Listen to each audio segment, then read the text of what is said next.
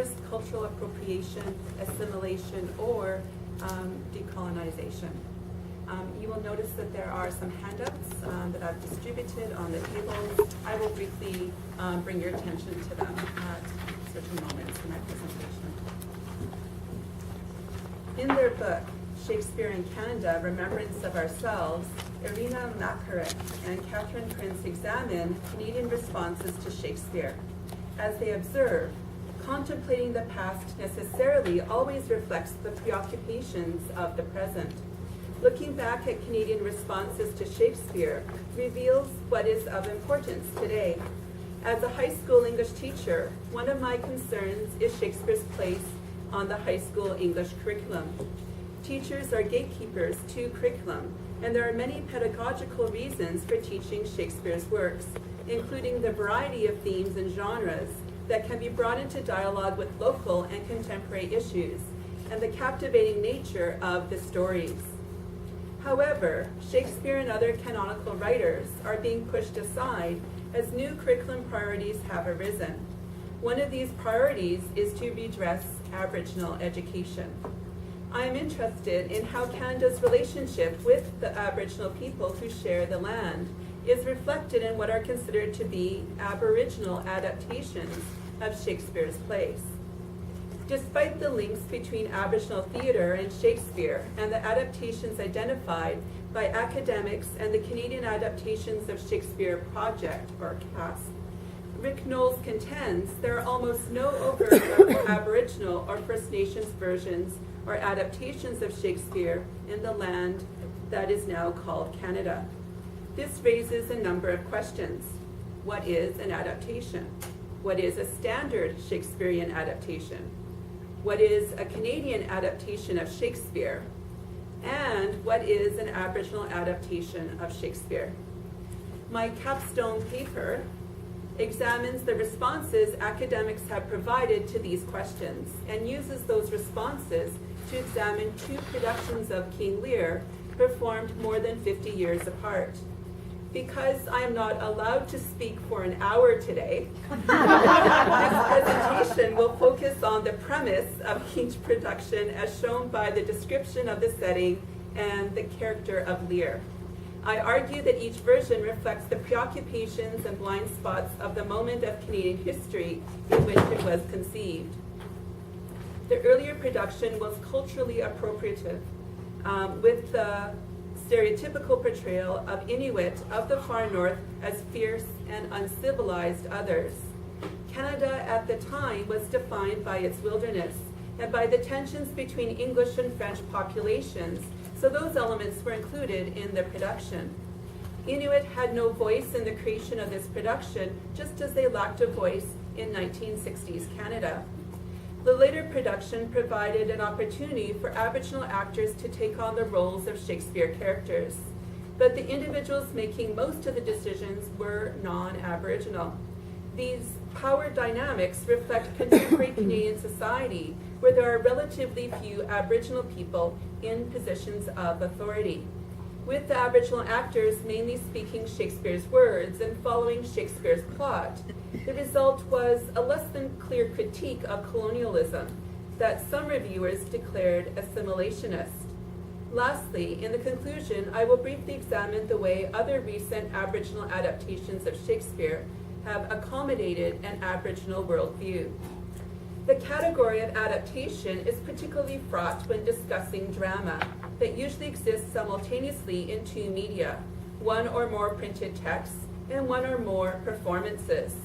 Linda Hutchian, in A Theory of Adaptation, describes adaptation as an acknowledged transposition of a recognizable other work or works, a creative and an interpretive act of appropriation or salvaging, and an extended intertextual engagement with the adapted work. She emphasizes the equal value of an adaptation to its sources.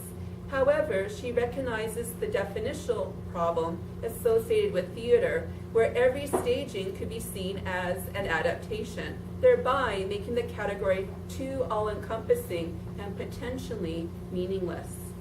Of course, the paradox is that while there is much discussion about the authenticity of any adaptation of Shakespeare's works, Shakespeare himself was a well-known adapter of source texts.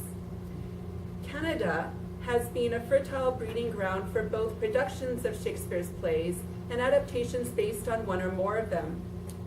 Shakespeare is the most produced non-Canadian playwright in Canada.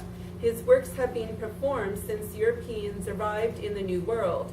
They are the basis of the nation's largest theatre, Stratford Festival, and they continue to be taught in schools at all levels. The Canadian Adaptations of Shakespeare Project website lists more than 700 Canadian adaptations of Shakespeare. In Canada's early history as a European colony, Shakespeare was often used as a tool to spread solid British values and for Anglicization. Members of the subordinate or colonized groups select and invent from materials, in this case Shakespeare's plays, transmitted by the dominant culture. It is through indigenization that imposed or otherwise imported cultural elements take on local features, meanings, and functions. Considering the association of Shakespeare's text with assimilative purposes, it may seem at first counterintuitive that Aboriginal playwrights and directors have embraced the act of adapting Shakespeare. Indigenous societies across the globe are using strategies of appropriation to question the primacy of Western identity and its univocality. The reality of where and how theater is made and who gets to make it has until recently denied Aboriginal people in the land that is now Canada a voice. It was not until the arrival of Thompson Highway's The Rez Sisters in 1986 that the Canadian public became conscious of Aboriginal theatre, and until recently, few mainstream or non-native theatres produced Aboriginal plays. This voice can be used to critique colonial injustice, but more importantly, also to heal the effects of that injustice. In her book, Medicine Shows, Indigenous Performance Culture, Aboriginal theatre director Yvette Nolan writes that the act of making theatre is medicine, and good medicine creates community. Aboriginal artists act as conduits between the past and future, as theatre involves reconnecting through ceremony, the act of remembering and building community. Nolan explains that this time of rebirth must involve both the Aboriginal and settler communities working together to achieve justice, to live together in a good way. Most Aboriginal theatre is created in urban communities made up of artists who are removed from their ancestral languages, histories, and communities. Aboriginal theatre challenges the white gaze by offering up stereotypes about Aboriginal people and subverting them and insisting on telling the stories of this land through a multiplicity of practices for the stage. In 1961, David Gardner directed the touring Canadian Players Company, featuring actor William Hutt as Lear, in what was then called the Eskimo King Lear, and later referred to as the Inuit King Lear, and now designated the Arctic King Lear. Interested in what makes the Canadian identity distinct, non-Aboriginal director Gardner wanted to create a uniquely North American or Canadian interpretation of Shakespeare's world classic, but the changing nomenclature shows the changes in societal attitudes that now deem the rationale for this production culturally appropriative and problematic, to say the least. Gardner wanted to underline the primitive struggle with human nature and the natural elements. The Arctic King Lear is now seen as a problematic Southern representation of an imagined Canadian North that perpetuated stereotypes that Inuit are savage and primitive in nature. Confusingly, the director also used Inuit characters to comment on the tensions between English and French Canada, the two groups of Canadians at the time thought to be in need of reconciliation to create a unified Canadian identity. So I'd like to direct your attention to one of the handouts. On one side there's a production poster, and on the other side is William Hutt as Lear, so you may wish to refer to that. At least 20 degrees north in latitude from Ottawa is where Gardner imagined the Arctic King Lear taking place. He described it as being above the tree line in the far north. Lears Inuit Kingdom was somewhere in the Arctic tundra north of the taiga belt.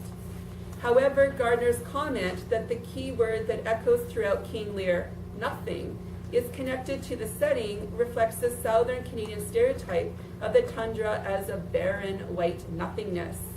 Within this setting, he imagined that Lear, immense in a fur anorak and crowned with a coronet of walrus tusks, and dominating all around him, looked down and divided North America into 3 sections.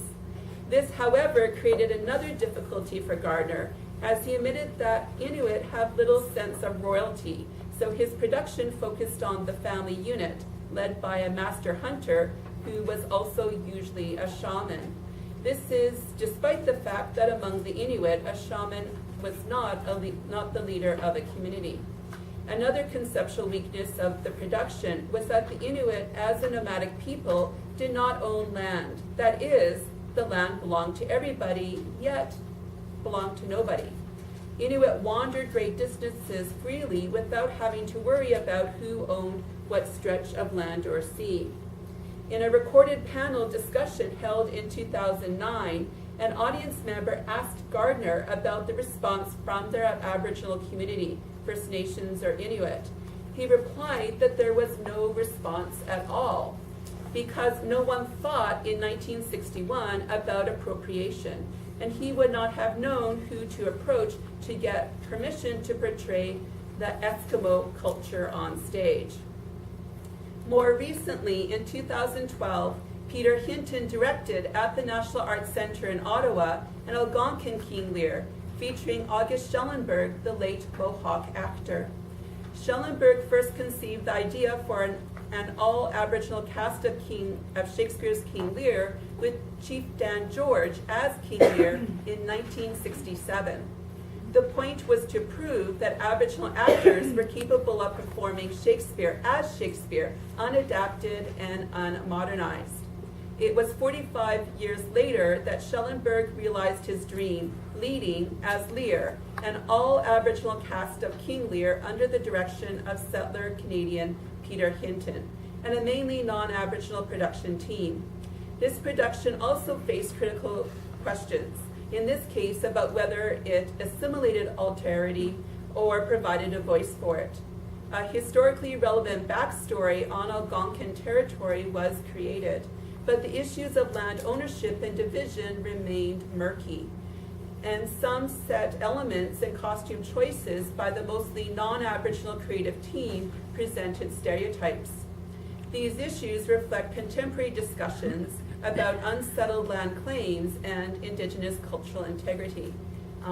You may wish to look at the second handout now, which is the production poster and an image of August Schellenberg as Lear. For the Algonquin King Lear, Hinton circumvented many of the issues with the premise that the Arctic production faced by consulting with members of the nation he had chosen for his version.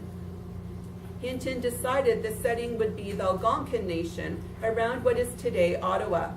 He had the opportunity to speak with Algonquin elder William Commanda, who told him about building canoes with his grandfather here, where today stands the NAC complex. Also, Hinton reflected that for a 21st century audience in Canada, the play can have a similar dynamic and resonance looking at our own Canadian history. He chose a time frame of the early to mid 18th century to show the impact of colonization and first contact. Therefore, in Hinton's revisioning, Lear is an aging Algonquin chief in the early days of treaty making between his people and the British colonial powers. At the beginning of the play, Lear has just signed a treaty, and the resulting loss of ancestral lands and erosion of Lear's sense of self fuels his decision to cast off the responsibilities of leadership while retaining its privileges, and turn to his inheriting daughters for comfort and support. Lear applies the European concept of land ownership to his own people and equates it to the love received from his 3 daughters. These actions rapidly contribute to the decline of Algonquin social harmony, promoting instead individualism and a personal greed for power. Staged in the middle of the work undertaken by the Truth and Reconciliation Commission, a response to the abuse inflicted on Aboriginal peoples through the Indian residential school system, the Algonquin King Lear evoked comments about the portrayal of the power dynamics in the production for the characters and the actors themselves. Some critics were concerned that having Aboriginal actors perform Shakespearean classics in a way similar to other groups of actors was not empowering. Despite these criticisms, the Algonquin version was clearly the more interpretive production, connected to a specific place and time, involving the Aboriginal and settler groups living on the land. It was meant to spark reflection and debate about Canada's colonial history and the Aboriginal land claim issues. Adaptation is driven as much by a desire for repetition as change. Both the Arctic and Algonquin King Lears are recognizably versions of Shakespeare's play, with mainly the same characters, order of events, and blank verse. These productions did not attempt to erase or replace the original despite the relocation of the action and the addressing of Canadian issues of the day. Gardner's choice of an Arctic setting was a gimmick that may have been visually impressive, and it did connect to the themes of shelter and exposure, as well as humanity's violent struggles with nature. But it did not reveal an Aboriginal or even a Canadian point of view. There was greater intertextual engagement by the Algonquin King Lear as a historically relevant backstory and set of motivations were created for each character as a First Nations or Métis person living in Algonquin territory. The specificity of the place setting acknowledges that each Aboriginal nation has its own unique customs, and an attempt was made to accurately portray the Kikisipirini Algonquin within the constraints of dramaturgy. In the 21st century, issues of import for Aboriginal and non-Aboriginal people living on the land called Canada include providing equal access to ways of and opportunities for telling stories from diverse points of view, and striving for reconciliation and renewal in the relationships between Aboriginal and settler Canadians through a recognition of rights, respect, cooperation, and partnership in light of the effects of colonialism, including unsettled land claims. The debate about authenticity does not just apply to Shakespeare. There's also discourse about what constitutes a performance of Aboriginality. Some critics pushed for a greater adaptation of the text of King Lear to accommodate an Aboriginal worldview and expressed a desire for an Aboriginal production team. The changes in Canadian theatre may be happening more slowly than some would like, but they are coming. 26 years after the problematic Arctic Lear production, non-Aboriginal director Louis Baumander set his 1987 production of The Tempest in Haida Gwaii, then referred to as the Queen Charlotte Islands, during the late 18th century voyages of James Cook. Leaving the play's original text unaltered, he cast Aboriginal actors in the roles of the obedient sprite Ariel and the deformed island native Caliban.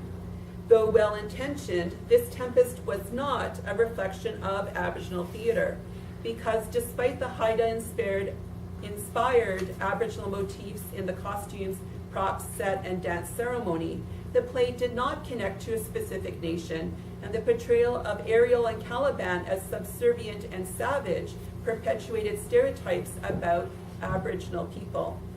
In contrast, Death of a Chief, directed by Yvette Nolan, was a community-building adaptation of Julius Caesar developed over 3 years and performed at the National Arts Centre in 2008.